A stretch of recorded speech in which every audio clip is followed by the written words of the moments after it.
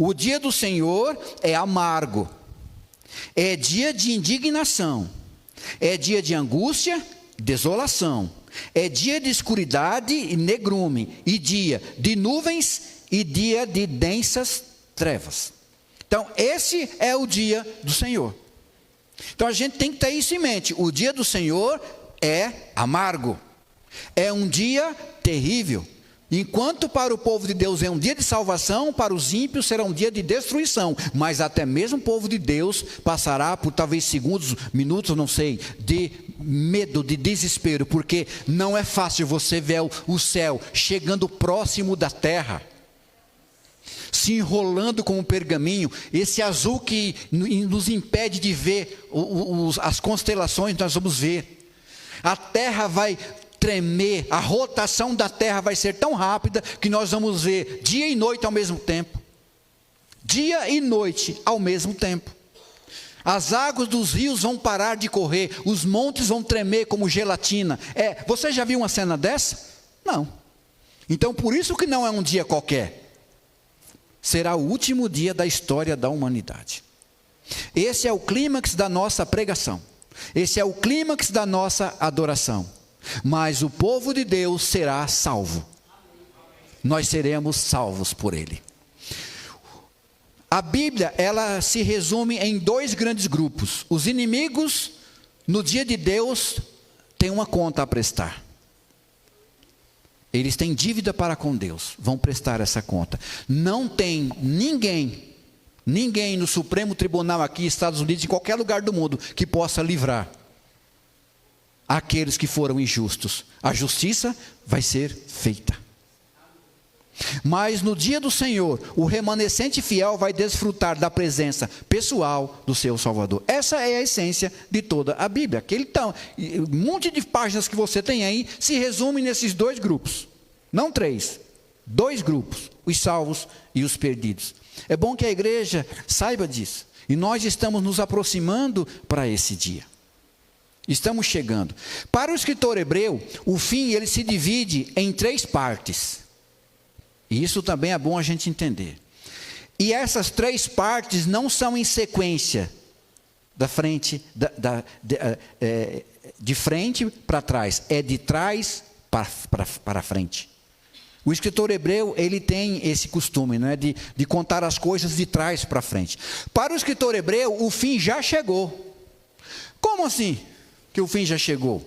Sim, para ele o fim chegou com o nascimento e ressurreição de Jesus. Nascimento, morte e ressurreição de Jesus, o fim chegou. E realmente, quando Jesus disse, está consumado, ele disse, o fim chegou. Ou seja, todo o plano de salvação que era para o ser humano, para o ser humano, foi feito. Não tem mais nada a fazer. Lembra que nós pregamos aqui sobre justificação? Então, o fim chegou. Mas para o escritor hebreu, o fim está próximo. Chegou e agora está próximo. Estamos andando para trás, não é? Sim. Tiago 5, versículo 8 diz assim: sejam vocês pacientes e fortaleçam o coração de vocês, pois a vinda do Senhor está próxima. Andando um pouco mais para trás, olha o que diz Paulo: o fim está retardado. Chegou, está próximo, agora está retardado. O que é que está retardando essa vinda do Senhor? Os cristãos da época de Paulo, os mais fervorosos, eram os cristãos de Tessalônica. E eles achavam que Jesus iria vir nos dias deles. E isso, Paulo ficou muito feliz em saber disso. Mas Paulo ficou preocupado por outro lado. Por quê? Ele escreve assim: irmãos de Tessalônica, no que diz respeito à vinda de Jesus Cristo, nós vos exortamos a que vocês não fiquem perturbados facilmente, nem fiquem assustados, supondo tenha chegado o dia do Senhor. Ninguém vos engane, porque isto, o dia do Senhor, não acontecerá assim, sem que primeiro venha a apostasia e seja revelado o homem da iniquidade, o filho da perdição, o qual se opõe e se levanta contra tudo que se chama Deus, a ponto de assentar-se no santuário de Deus, ostentando-se como se fosse o próprio Deus. Paulo aqui, inspirado pelo Espírito Santo, disse assim: Jesus virá, sim. Continue nas suas pregações, mas ele não virá nos nossos dias, porque vai acontecer uma apostasia dentro da igreja. Imagine o povo da época de Paulo falando: como, Paulo? Dentro da igreja de Deus? Sim. Dentro da igreja de Deus vai acontecer uma grande apostasia, um abandono de fé. E dessa apostasia vai surgir um homem, chamado o filho da perdição, o homem do pecado. Passando para minhas palavras, o que Paulo quis dizer ali, vocês vão entender. Ele diz assim: olha, esse homem vai andar por todos os lugares do mundo. Aonde ele pousar com o seu avião, vão estender um tapete vermelho para ele. Ele vai beijar o chão, as pessoas vão beijar a sua mão. Os objetos de culto que são direcionados a Deus, ele vai usurpar para ele. Ele vai se tornar um objeto de culto.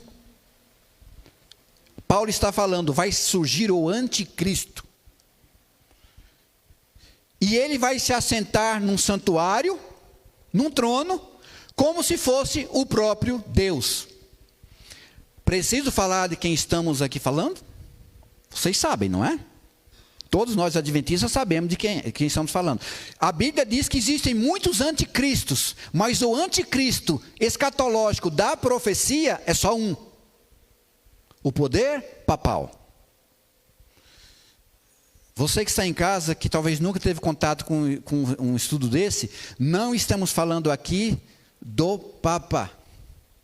Nunca diga isso. Nós estamos falando do poder, o poderio papal. O poder ao qual ele está envolvido, porque ele é um ser humano. Ele pode se converter.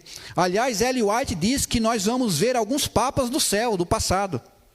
Antigamente não existia só um papa, eram vários papas, né? Depois passou a ter somente um. Então, ele é um ser humano. Nós estamos falando do anticristo. Ele iria representar um sistema religioso ao qual Paulo identificou como sendo o anticristo. Aí sim, Jesus poderia estar próximo de voltar. Corretamente entendidas, né, as profecias,